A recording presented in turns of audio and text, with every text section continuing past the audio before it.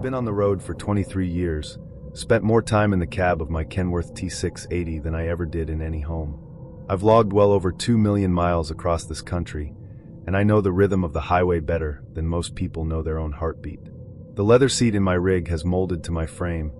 The dash is cluttered with little keepsakes I've picked up from diners and rest stops, and I can still pick out that faint rattle from the glove box that kicks in around 65 miles per hour.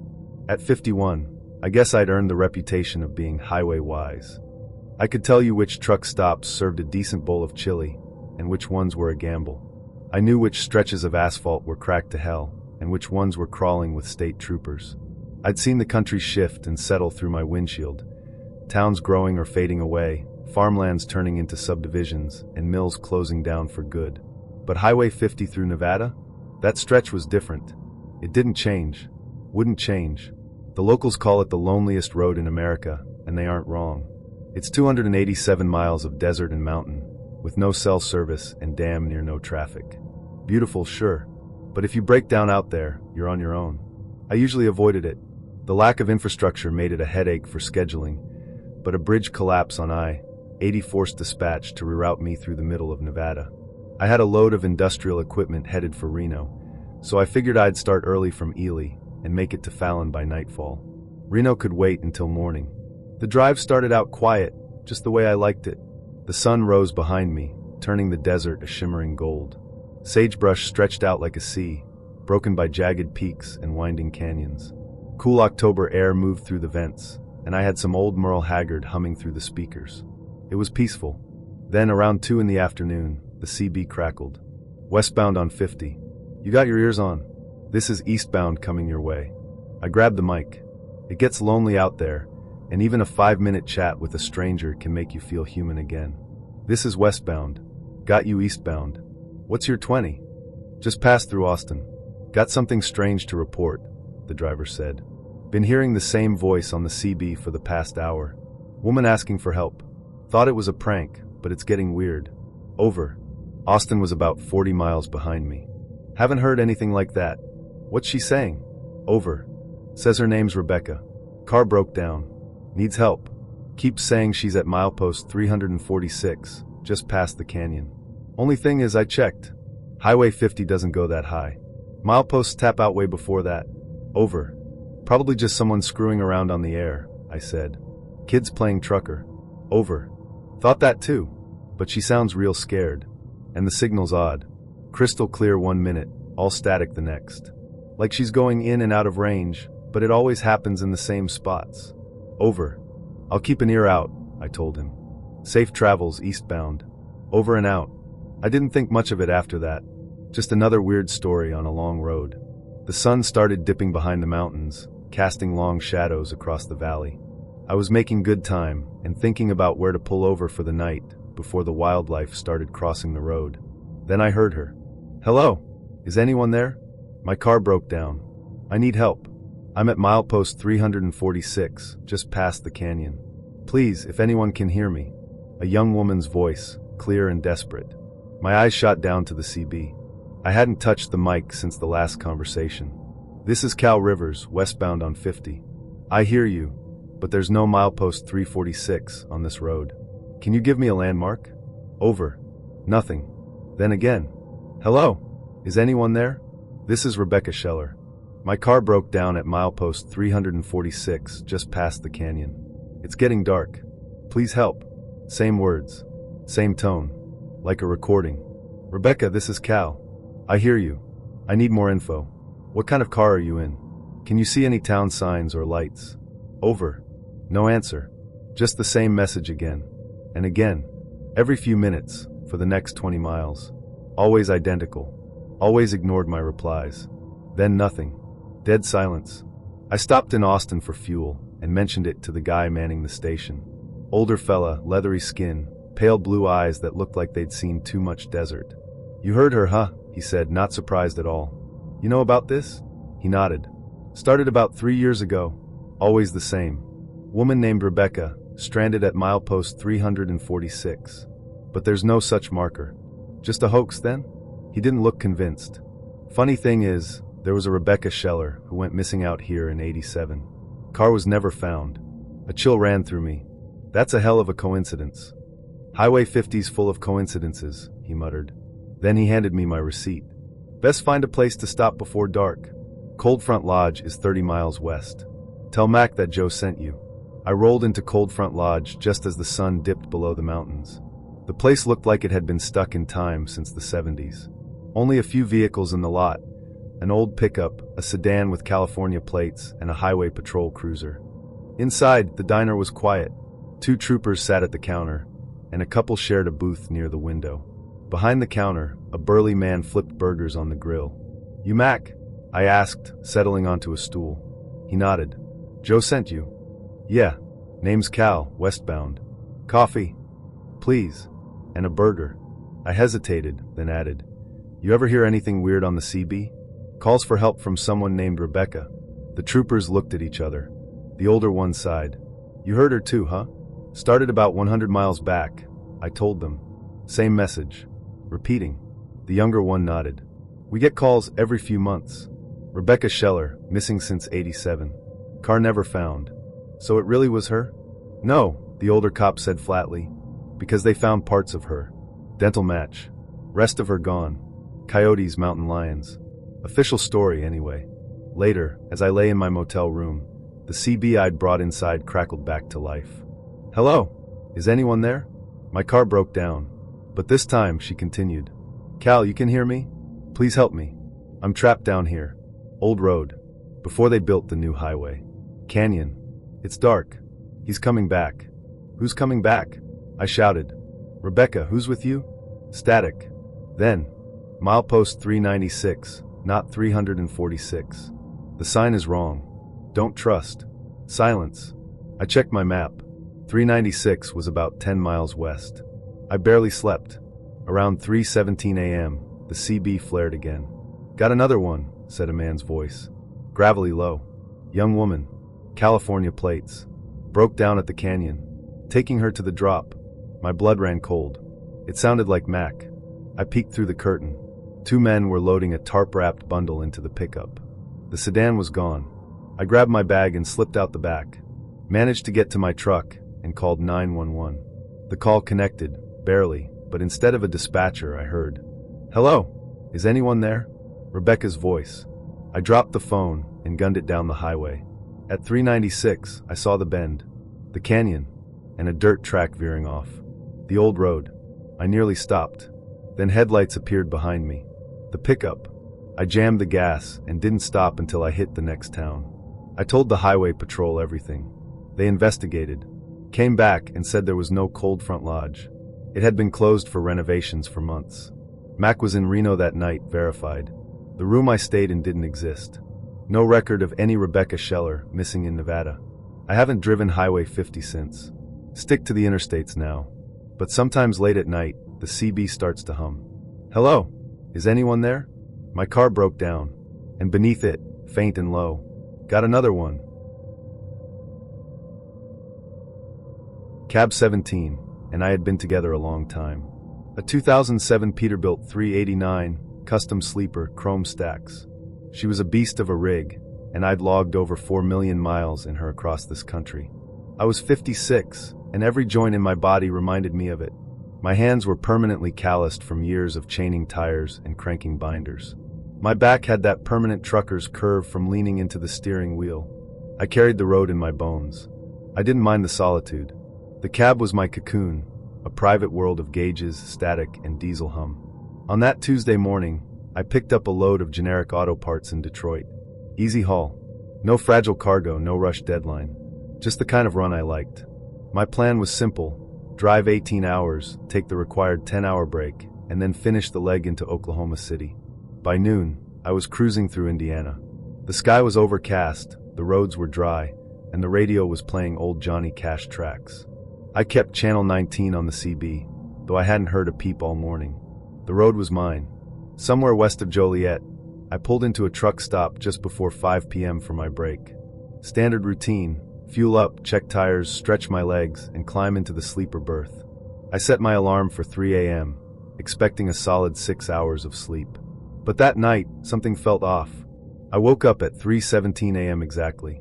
Not because of the alarm, It hadn't gone off. I just woke, and the silence was wrong. Too still. No engine hum, no CB static, no distant idling from the trucks in the lot. It was like the world outside had hit pause. I sat up and realized my breath was visible. The cab was freezing. I hadn't left the AC on, and it wasn't cold when I'd gone to bed. I tried flipping on the dome light. Nothing. Dead. I reached for the ignition. Turned the key. No click. No response. Battery must have drained. Strange, I'm obsessive about shutting things off before sleeping. Rookie mistake. But something about it didn't sit right. I stepped out into the lot, the air bitter and still. The kind of cold that bites, even in late summer. I noticed something immediately. 3 deep scratches on the passenger side door. Each about a foot long, fresh and jagged. Not vandalism, too deliberate. Too violent. I knelt down, ran my flashlight over the marks. They weren't random. Whatever did this had a purpose. I quickly scanned the lot. Not a soul. Not a single truck running. Just me and the cold. Back in the cab, I tried the CB. I keyed the mic. Breaker 1 to 9, this is cab 17, need a jump. Anybody hear me? White noise. Then my own voice echoed back. Breaker 1 to 9, this is cab 17, need a jump. I stared at the mic. That wasn't feedback. It was a recording, my exact voice, tone pacing. Looping. Who is this? I said. Over. More white noise. Then something new. A whisper, soft and rasping. Let me in. I'm cold. I twisted around, heart pounding.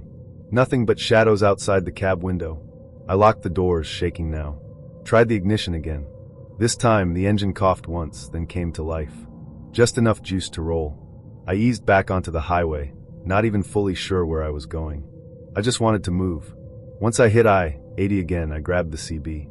Breaker 1 to 9, this is cab 17 westbound, requesting any drivers in range. Come back. Finally, someone answered. A gruff voice. This is Hank, westbound on 80. You need a hand? I exhaled for the first time in minutes. I think I do. Battery was dead. Scratches on the door. Something weird's going on. Hank met me at the next truck stop. We popped the hood. He clipped the jumper cables on, and the engine roared back to life like nothing had happened. Then he pointed to the scratches. What the hell did that? That's what I'm trying to figure out, I said. Woke up to him.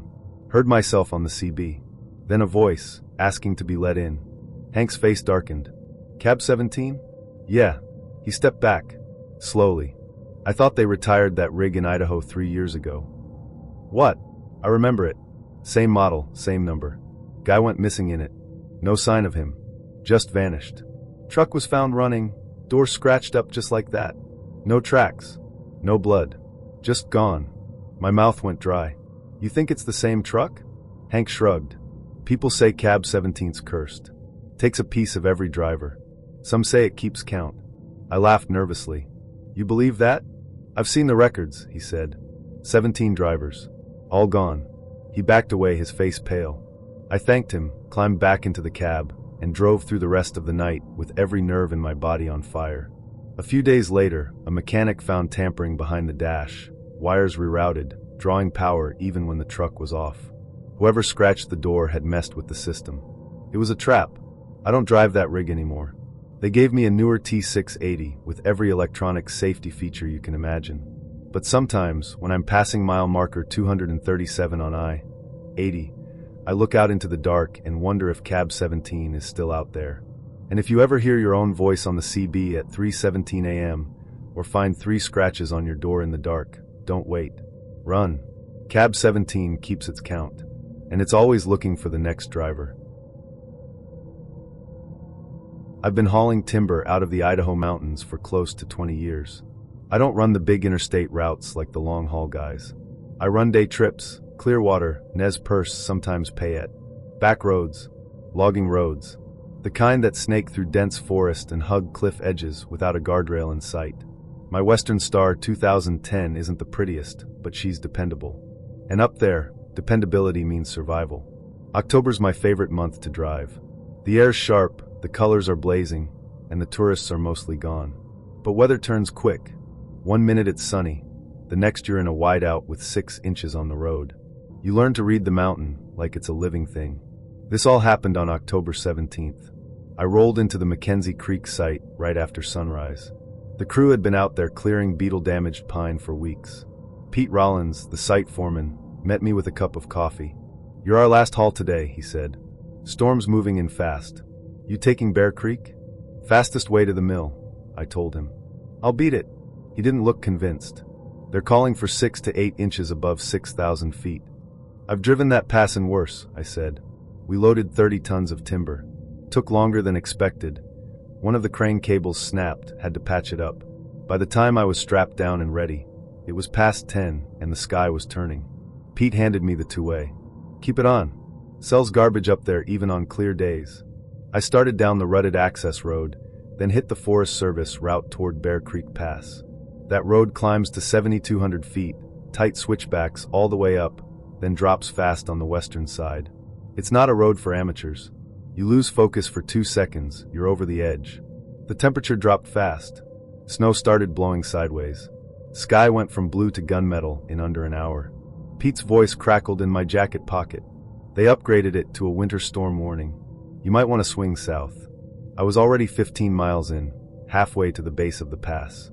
Turning back would have cost me 2 more hours and put me at the mill after dark. I pressed on. By the time I hit the incline, snow was sticking. I dropped gears and took it slow. The back end of the trailer started to drift a little on the switchbacks, but I've done this long enough to know how to feel it, how to correct without oversteering. The cliffs on the right dropped hundreds of feet. Pete called again. "You still climbing?" "About halfway up," I answered. "Visibility's dropping, but I'm good. Wide out at the summit. You still think it's worth it?" I hesitated. Road was too narrow to turn around. Backing down was suicide. Only way out was through. "Yeah," I said. "I'll crawl over if I have to." I reached the 5th switchback, and the wind slammed into me sideways. The whole trailer shifted, and I felt the right set of wheels lift. Thought I was going over. But the weight dropped back down, and I kept it steady. At the top of the pass, there's a turnout, just a flat patch where you can check your brakes before descending. I pulled in, engine idling, wind howling. Needed to check my binders before I started down. I stepped out into the storm. Couldn't see more than 30 feet. Snow packed into every crevice between the logs. The cold was unreal. I checked each chain, each ratchet. Everything looked tight. Then I heard it. A crack. Not like the usual creaking when the load settles. Sharper. Louder. Another crack. Then a groan. One of the upper logs shifted, snow tumbling off it. I backed away. My heart was pounding. The radio in my jacket crackled. "Clint, do you copy?" "What's that noise?" I reached for it, but before I could answer, another binder snapped, loud and final. Then another. I dove under the trailer as the whole load gave way. Thousands of pounds of timber slammed into the snow-packed turnout, bouncing and tumbling, some hitting the guardrail, some going over the edge. The sound of it was deafening. When it stopped, I didn't move right away. Just listened to the wind and the creaking logs settling. I finally crawled out. "Pete, I'm here." Load shifted. "I'm okay." "You hurt?" "Shoulders banged up. Truck might be damaged." "Stay put. I'll call search and rescue." "No," I shouted. "Truck's still running. Don't need a rescue team." I looked around. Trailer was twisted, 2 tires blown, but the cab was fine. Some of the logs had gone over the cliff.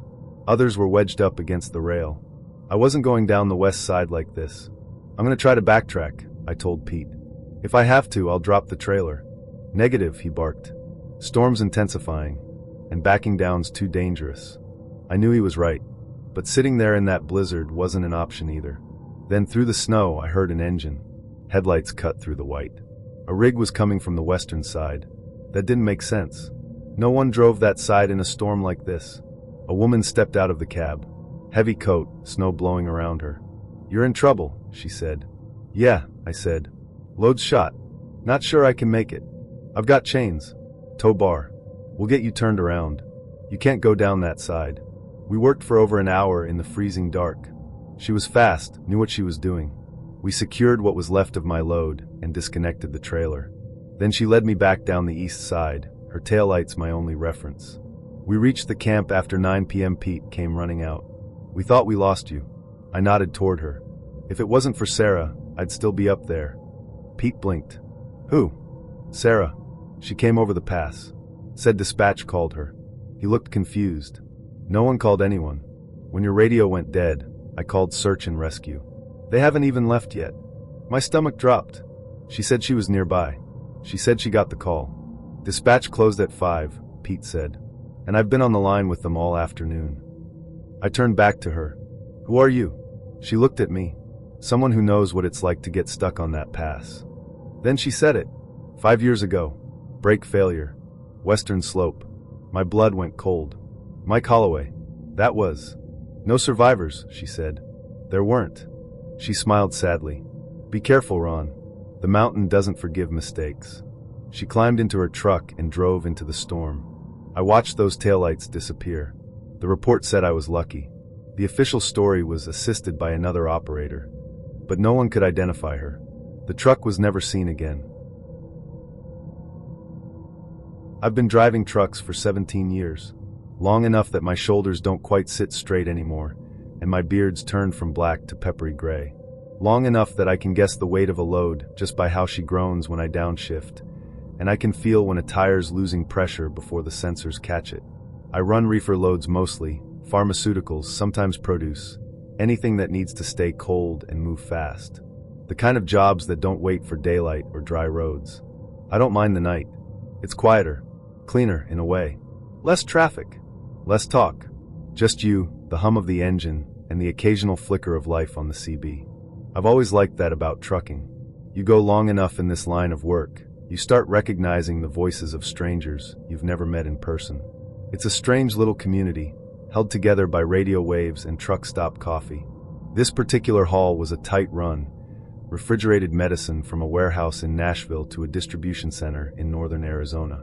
The schedule had me driving through the night and sleeping during the day. Not ideal, but manageable. The load was light, the weather was fair, and I had my usual setup.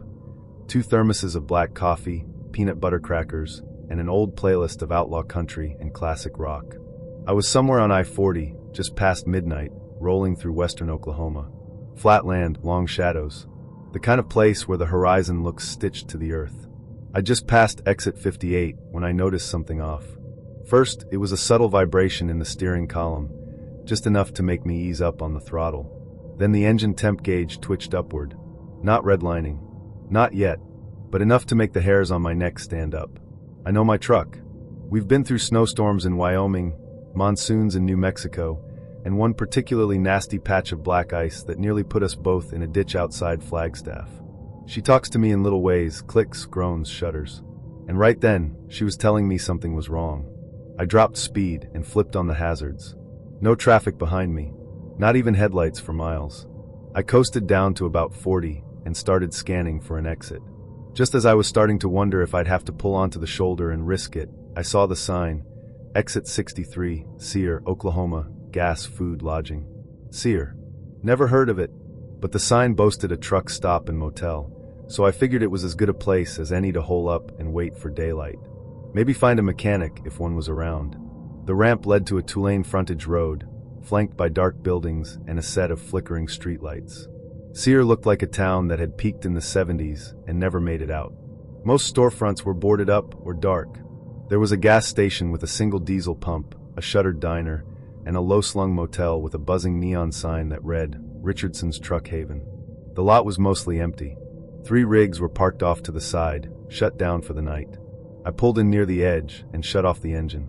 As soon as I did, the knocking noise from the engine compartment returned, louder now like something was rattling loose beneath the hood.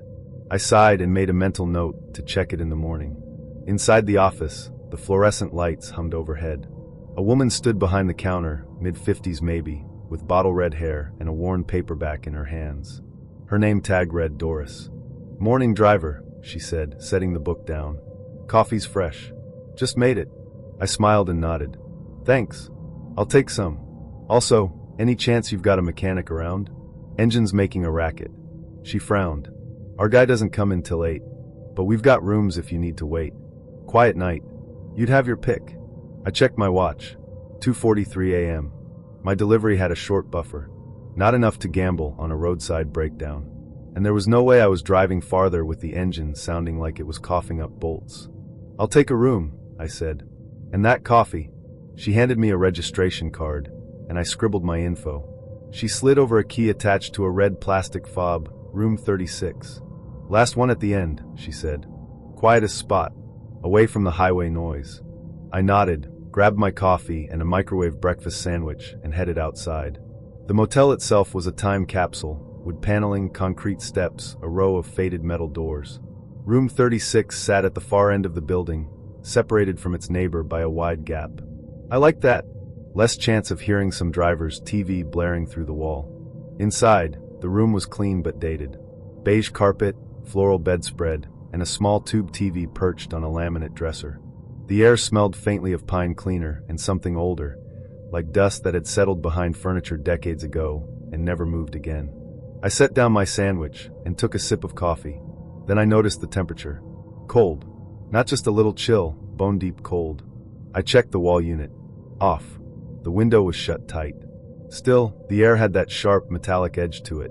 The kind of cold that creeps in from places you can't see. I shrugged it off as nerves or exhaustion and pulled out my phone to update dispatch. No signal. I tried the Wi-Fi. Nothing. I wasn't surprised. Half these old roadside motels have routers from 2005 that barely work in the lobby. Guess it'll wait till morning, I muttered, settling onto the bed. That's when I saw it. A radio. Not a clock radio. Not a Bluetooth speaker. A wooden tabletop radio with an analog dial and a fabric-covered speaker. Something straight out of the 1940s. It sat on the nightstand, humming softly with static. I hadn't seen one like it in years. Curious, I leaned over and clicked the knob to turn it off. Nothing happened. The static remained. I unplugged it. Still, the static continued, as though the radio was drawing power from something else. I was about to wrap it in a towel and shove it in the closet when the static broke. A voice came through. Coming through, engine trouble. Richardson's help needed. Room 36. Then it cut out. Back to static. I froze. That wasn't a broadcast. It sounded like a CB transmission. But this antique radio shouldn't be able to pick up CB frequencies. And it had just read off my room number. I stood there, hand halfway to the plug, when someone knocked. Firm. 3 times. I checked the time. 3:17 a.m. Too early for the mechanic. Too late for a delivery. I moved toward the door. Who is it? I called. No answer. The knock came again. Louder. I peeked through the peephole. Darkness. Not just low lighting, complete black. As if something was covering the lens from the other side. Hello, I said. I can't see you out there. Silence. Then a voice. Male. Calm. Matter of fact. Got your message on the CB. Said you needed help in room 36. I felt a chill crawl up my spine. I didn't send anything, I said. You're mistaken. The radio said room 36. Driver in trouble. Urgent. Open up, man. It's cold out here. That's what threw me. It wasn't cold outside. It was a mild September night. But in here, I could see my breath. I think you should go, I said. Have it your way, the voice replied. But I'll be seeing you down the road, Warren. Drivers like us always find each other. My blood froze. I hadn't told anyone my name. Just Doris at the front desk, on the registration card. I backed away and grabbed the room phone. Called the office. Doris answered. Did you send someone to my room? No, honey, she said. It's just me here tonight. You want me to call the sheriff? I hesitated. What could I tell them? That someone knocked on my door? That a radio was talking to me? No, I said. Just curious. Has anything strange ever happened in room 36? There was a pause. Longer than it should have been. Why do you ask? It just feels weird. Cold. She sighed. Look, I'm not supposed to talk about it. Owner says it's bad for business. But since you're already in there. She lowered her voice. There was an incident. Back in '76. Driver named Howard Welch. Same room. Engine trouble. Woke up in the middle of the night. Said his CB was acting funny. Said it was cold. Too cold. Called for help. Said someone was coming to his door. They found him the next morning. Heart attack. But the room was ice cold. In July. No AC running. Frost on the window. I looked at the antique radio. I think I found his radio, I said. What? It's on the nightstand. Old wooden box. Keeps turning on. That's not possible, she said. Howard's family took that radio. It hasn't been here in decades. I was about to reply when the static cleared again. Warren Cade. Room 36. September 19th. Found you. The date hit me like a brick. "Doris," I said, "what was the exact date when Howard Welch died?" "September 19th, 1976.